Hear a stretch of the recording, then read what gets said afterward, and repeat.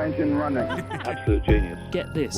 Welcome. This is the show where we bring you Science. What that essentially means is discoveries, Advances. questions, Research. technology. Unbelievable. Without further ado, This is The Naked Scientists. Hello, welcome to the Naked Scientists podcast, the programme that brings you the biggest breakthroughs and talks to the major movers and shakers in the worlds of science, technology and medicine with me, Chris Smith. And today, as the FIFA World Cup kicks off, we are wondering, how does science and technology drive the biggest competition in sport?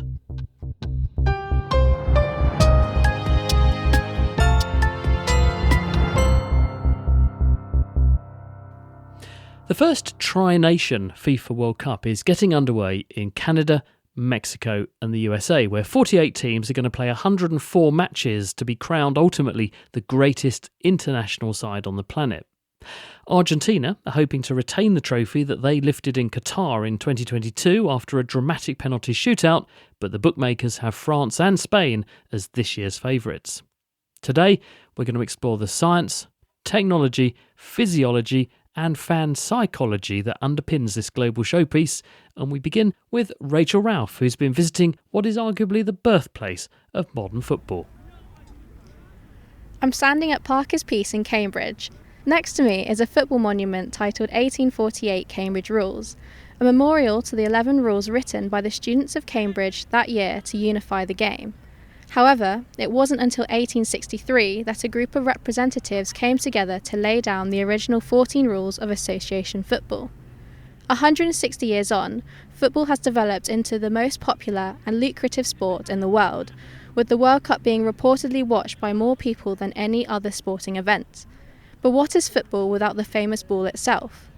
With me now are Hugh Hunt, a Professor of Engineering at the University of Cambridge, and Alex Grantham, a former Oxford City goalkeeper, to help explain the physics of the most recognisable ball in global sport. So, is it true that you can kick a football further than you can throw it? Oh, I reckon you probably can kick a football further than you throw because your leg is longer than your arm, so you probably get more speed out of your leg. What do you reckon, Alex? If I want to get the distance, ball's down, and I need to get it to a player over the halfway line, fastest will definitely be to kick. Only reason I wouldn't is if the ball's in my hands already. But I mean, we're just over the road here is Fenner's cricket ground. I reckon if it came to a cricket ball, you wouldn't want to kick a cricket ball. But if you had a cricket ball, I reckon you could throw a cricket ball further than you could kick a football. I may not be an expert in physics, but I can confirm I would not kick a cricket ball. That's fine. I definitely would not want to do that. I think a lot of it must come down to the ball itself. So, talking about the physics, we're interested in seeing what happens to the football when you kick it without spin or with spin. So Hugh's going to kick the football, and with our resident goalkeeper, he's going to try save the ball. But firstly, Hugh's going to kick it straight without any spin, and we're going to see what happens. Oh, that was lucky. Yeah, so that was pretty straight, and you just didn't have to move, did you? And it kind of goes straight, not spinning. It curves through the air because of gravity, but doesn't curve left or right. What actually happens around the ball as you kick it straight?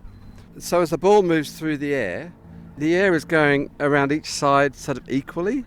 So you can kind of think that the air will push the ball around, but if it's pushing it left and right equally, then the ball will go straight.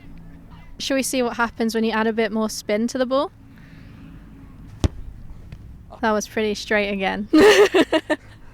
I did my best. I've got an idea. Let's swap roles. Alex, who can spin a ball. Yeah, that's a good idea. To me, right? Yeah.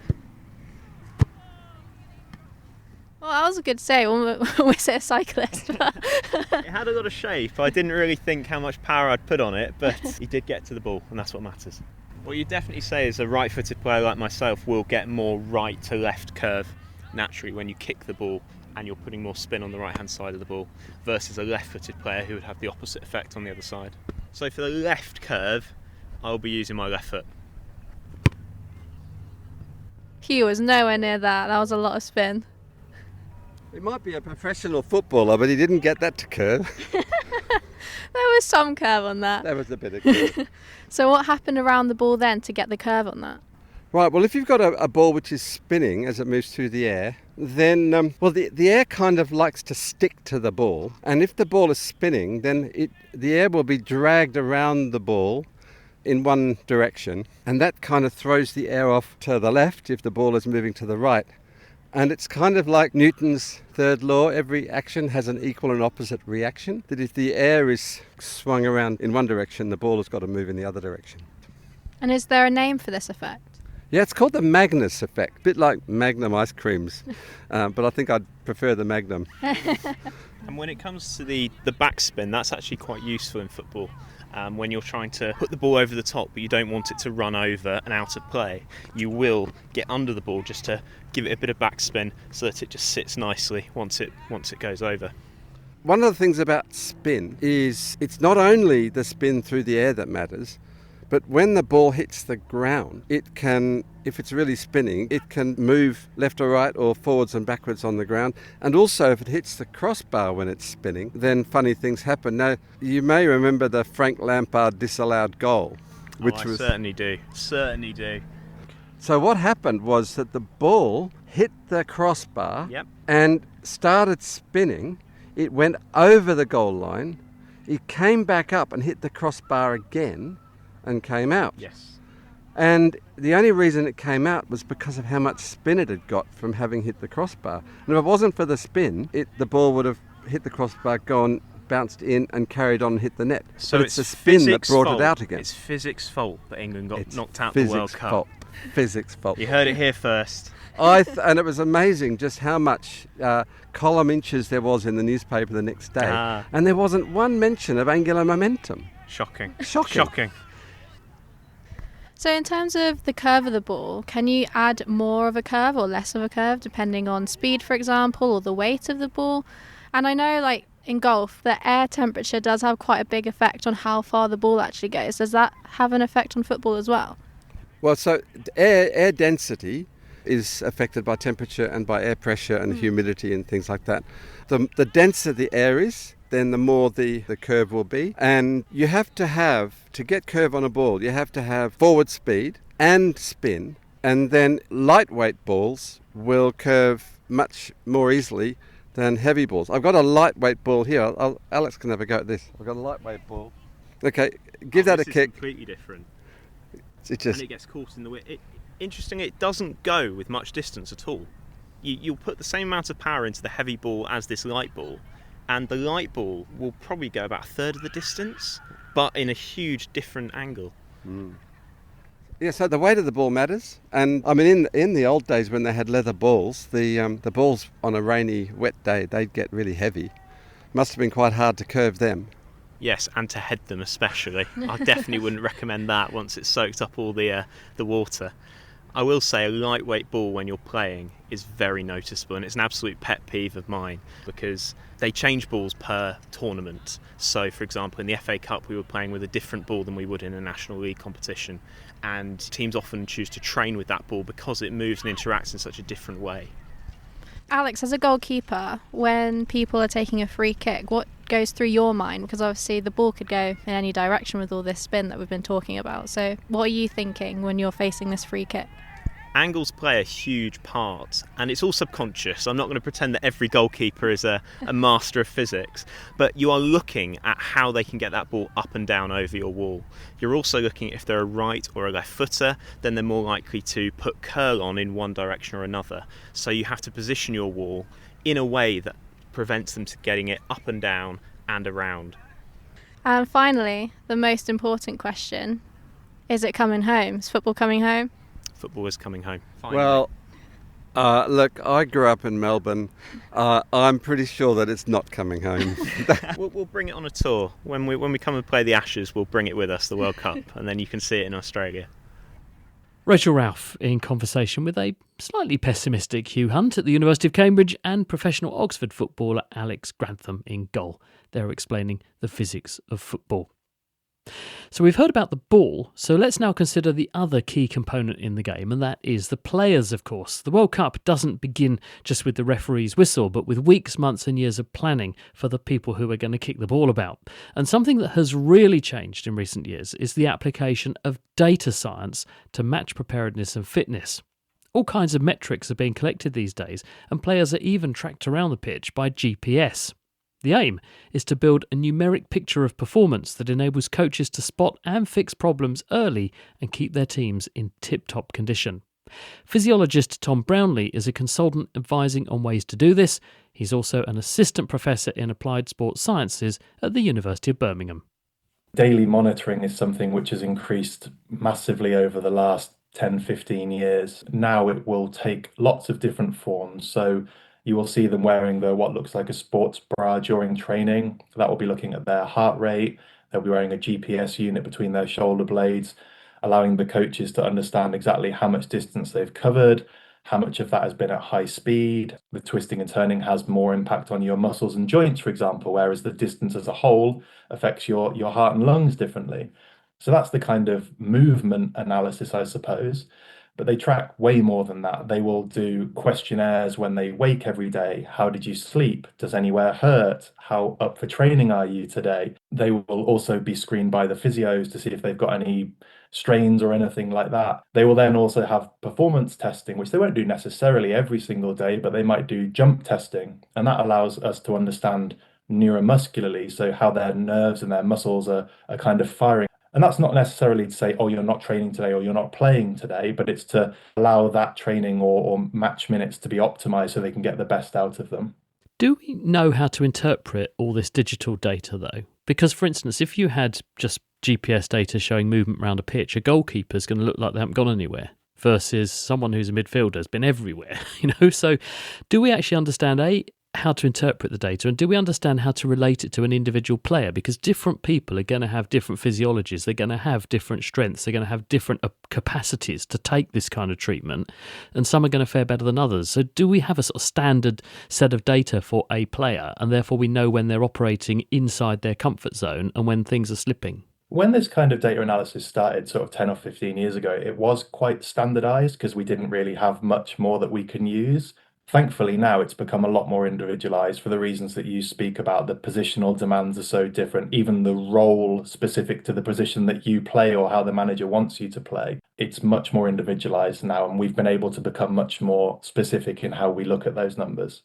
Are there numbers that are giveaways that a person is in the sweet spot for they're as fit as they can be, they're as ready as they can be, they're as well nourished as they can be? Are those sorts of things being looked at? And is that the sort of thing that people are seeking to optimise? And can you also tell when someone is slipping a bit, you think, we need to help them in a particular area or rest them up a bit? Are people responding to data in that sort of way now with their players? One of the key GPS metrics is something we call high speed running, which isn't necessarily a sprint, but it's quite a fast jog.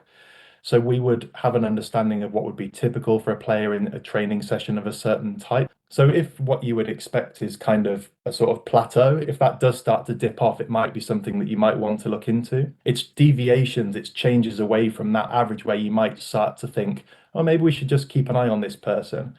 And thankfully, there is a real blend of art and science at the top level. It's not the tail wagging the dog. It's not someone with a white coat saying, their number isn't right, they're not playing, but it allows a collage to be built around that individual. So it might just be having a word with them and saying, you feeling all right today? Oh, actually, I didn't sleep very well last night. My roommate snores all night. And, it's little things sometimes. It doesn't have to be the baby out with the bathwater, but it can be difficult in tournament football, right? Because you also want your best 11 on the pitch. So maybe you think, look, I don't think they're quite right, so they're only going to get a half today. That's where that coaching eye comes in, because we're playing at the highest level here, aren't we? You want your best team out there. Tom Brownlee on how we keep our players in tip-top condition. The Naked Scientists podcast is produced in association with Spitfire, cost-effective voice, internet and IP engineering services for UK businesses. Find out how Spitfire can empower your company at spitfire.co.uk. Music in the programme is sponsored by Epidemic Sound, perfect music for audio and video productions. This is the Naked Scientists podcast with me, Chris Smith, and today, the science that's driving this summer's FIFA World Cup in the US, Mexico and Canada. Now, so far, we've looked at the science behind the balls and the players, and in a moment, we'll hear how a new AI-based system could turn the game totally upside down. But first, to another critical component of any match, and that's the fans. These die-hard supporters are often referred to as the team's 12th man. They're almost an extra player that can help to propel a side to victory, intimidate the opposition playing away, or lift a flagging performance. But can a bit of passionate support really make a difference? Or is it just hot air? So I'm Dr. Gillian Cook. I'm a senior lecturer in sport and performance psychology at Liverpool John Moores University, and I also work as a sports psychologist with a variety of Olympic, Commonwealth and professional teams, including a Scottish Premiership football team. And my research predominantly looks at why some athletes can perform with excellence under pressure and others wilt under pressure, and then what it is that managers can do to create the conditions for athletes to thrive under pressure. A lot of performers say that the crowd's energy gives them energy. I remember interviewing a musician, a very famous musician, and he said to me that the crowd make us play the way we play. When you've got a crowd, you have energy that comes from it. And what happens is you've got something called emotional contagion. So our emotions become contagious. And if the crowd is particularly rowdy, they're particularly amped up, that then gives that same emotion, that same arousal or energy to the players. And they then also play with more motivation, more effort. And usually the more effort players play with, the better the result tends to be. But it can also sometimes go the opposite way. Sometimes fans can make players become very self-conscious because they don't want to let them down, and they start to get what's called a fear of failure. So there must be two elements of sort of training a player base for this, because you've got to help people to have that and harness that winner effect. When things are going well, the crowd are with you, it's going to bolster your performance, but then be able to zone that out completely and be really focused on what you're doing when you're doing something specialist like a penalty. We are stressed when we don't think we have the resources to match the demands. So the demands of the situation being, is there a threat to our ego? Do we think we'll win? Is there uncertainty? And our resources to cope are things such as, do we have confidence that we're going to do well? Have we done well before? Do we do well against this particular team? And if we think we are going to do well, then having a crowd really boosts performance. And when you're playing with more confidence, that then, clearly then creates a better performance outcome.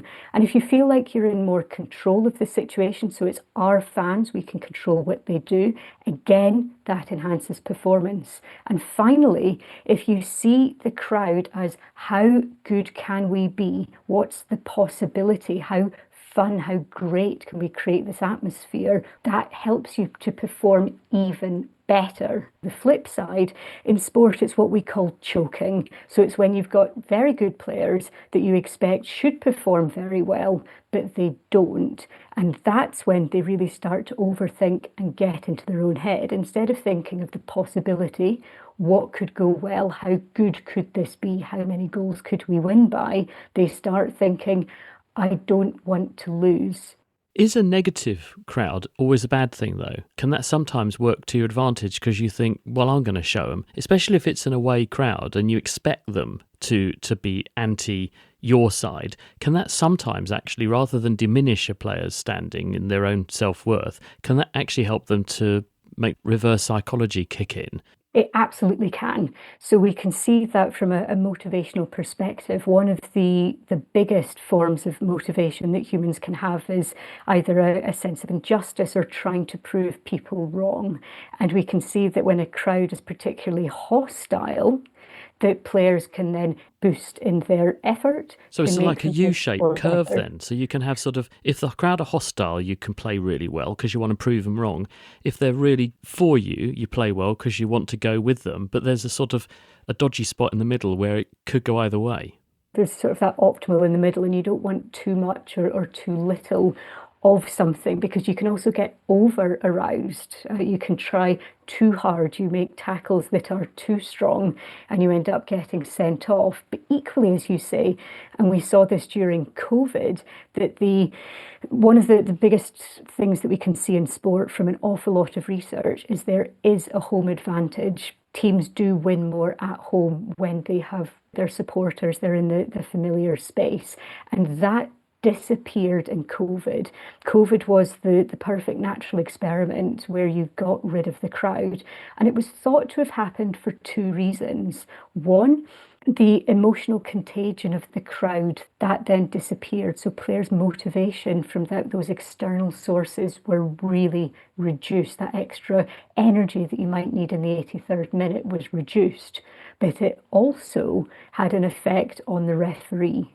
We know that from an awful lot of research that referees are more likely to give more yellow cards to the away team. Now, why is that?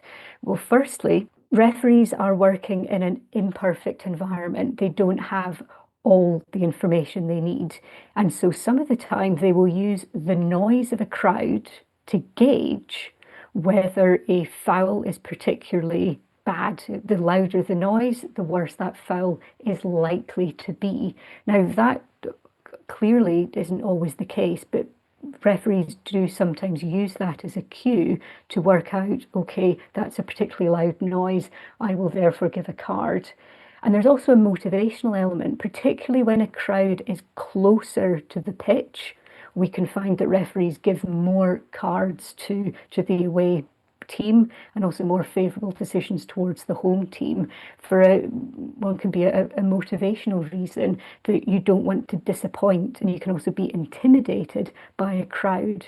We've talked very much about sounds. When you're a player on the pitch and you see this vast sea of fans, the visual must have a huge psychological effect as well, especially given how prominent the sense of vision is to a human brain. But does the fact that the fans tend to dress in team colours, does that make a difference as well? So players are basically seeing a sea of red or a sea of blue, because we know that colour does appear to influence how we think. I mean, lots of studies have shown that. Yes, it does. So we know from research that the colour red makes you think of aggression and dominance. And there's research that shows, there was a research study that looked at the Olympic Games in 2004, looked at boxing, and boxers were assigned red or blue at random. And it was found that the boxers that boxed in red were more likely to win than those in blue. And there was a statistically significant effect, which shouldn't be the case if the boxers were just assigned colours at random. So why is that? So when you're playing in red, as I say, you're feeling dominant, but from an opponent's perspective, you see red, you see threat. And we see that in nature all the time. With as you say, with the fans, when they're wearing big blocks of colour, firstly, they stand out. Think of the Dutch national team. They're all in orange. Firstly, it's a colour that takes your attention. So it's distracting, can be distracting in a bad way for the players that are playing the Dutch national team. Seeing a huge block of colour is also intimidating. So it can take your focus, and that can then help and boost your performance. If you're seeing a huge block of orange and a sea of orange, that can then help you think, if you're a Dutch player, I have the crowd behind me, the support is willing us on to win. Let's win for our families, the supporters, and for our nation. Gillian Cook at Liverpool John Moores University. Now, finally today, one of the things that teams invest the most amount of money in is player recruitment. So how might AI help us to build the best possible team? Jan Wendt is the CEO of Player, P-L-A-I-E-R, which is an AI-powered scouting platform which scans, analyses and aggregates the latest available data on players, and with staggering accuracy. Player came up as a coincidence because we've developed a very, very powerful AI and no one was giving us data. So we bought football data, and the outcome was totally surprising. We were able, and we are able, to measure a football player's performance very precisely. And out of that, we can derive the squad strength needed to win a championship. And then we can also measure the coach's performance, which is another variable in the game. When you say data, what data do you train your AI system on? The football player is probably the best tracked employee the world has ever seen, apart from astronauts and pilots. So there is an enormous amount of data for a football player. There are different types of data. What we are using is the foundation of any football data. It's event data, which basically measures the actions of a player on the pitch. How do you track a player around a pitch? Well, the data providers, they put a scale on the field and a timestamp, and then they have about 150 in average per position metrics, which they write down, or a computer detects it and puts it into a kind of Excel list, which is 150 metrics per minute, per player, per position. So there are computer programs breaking down any football game, and they're tracking each player all around the pitch all the time, so they know where they went when, how many touches on the ball, who they were near when they were playing in certain positions or executing certain moves and so on. Exactly. And it goes even beyond that. In England, in Premier League, you even have mesh data, which are 50 virtual body points. So you can measure any arm movement, leg movement, head movement within these already named parameters. That's extraordinary. So you literally have what a player has done on a minute by minute or second by second analysis across a game. Totally crazy. Yeah, correct. Over how many years have you got this data? For the last 14 years. Goodness. And so your system now, it ingests all that data. So what sorts of questions can you ask of it then? How does a single player impact the success of a team? That's the core question. But the number of degrees of freedom must be huge, because certain players are going to change they're going to play in different positions, they're going to play in different teams, they're going to play with different teammates. So, and they're going to play against different teams. And so surely all of those degrees of freedom, there must be enormous uncertainties. No, we've reached an enormous level of accuracy. So in transfer decisions, we have reached 90% accuracy. So 9 out of transfers are exactly as we predict them. But even more than that, out of these player scores which we've developed, we can even derive the squad strength you need to be successful in the following season. So it goes beyond just having a look at the single player. Does this mean then that if a manager comes to you, they can say, well, this is the lineup I'm thinking of putting on the pitch, these individuals, and these are the positions I'm thinking of deploying them into. Can you sort of gamify that for me? Or do you turn it round and do you say to them, well, if you put this person with this set of teammates in these positions, this is your sweet spot? Both ways are possible. So the first part is you give us a squad and best 11 or a lineup, and we can tell you exactly what the outcome will look like, because obviously it depends on the opponents and on the league you're playing in.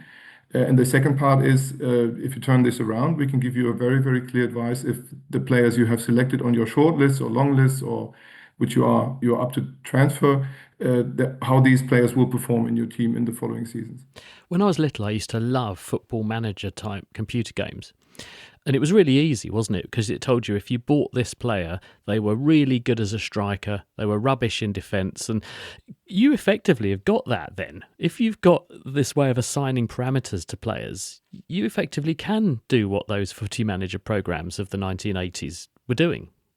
Exactly. It's a little bit like when you watch old James Bond movies, all the stuff they were using trackers and all this stuff is now on a mobile phone. And this football example, or the football game example, is the same. The future is there now. Does this mean, though, that if you analyse a player, you can spot where their weaknesses are, and so then you can say, well, this is what you need to work on. When this happens, you tend to do this. A bit like with a car racing, you could look at when a certain set of manoeuvres is executed, this is where it tends to go wrong. Can you do that and help players to up their game? That is an interesting question. We don't know, to be really honest, because we haven't come that far. We are in step 1 of the game still, which means we still have to persuade clubs to use us more as a validation tool in this very first phase of AI usage in football. Now, in a second step, that will be interesting to see if you can work on your strengths and weaknesses. This is something we have to figure out. One way to validate platforms like this is that you train it on a set of data from previous years, and then you get it to make predictions about a year that you do have the data for, but it hasn't seen it yet, to see if it agrees with what actually happened. So if you do that, how good is your system?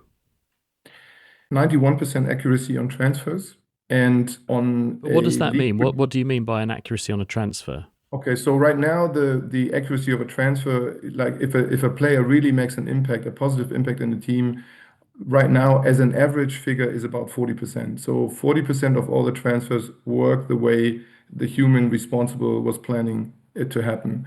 And we bring it up to 91%. So almost every transfer works as predicted.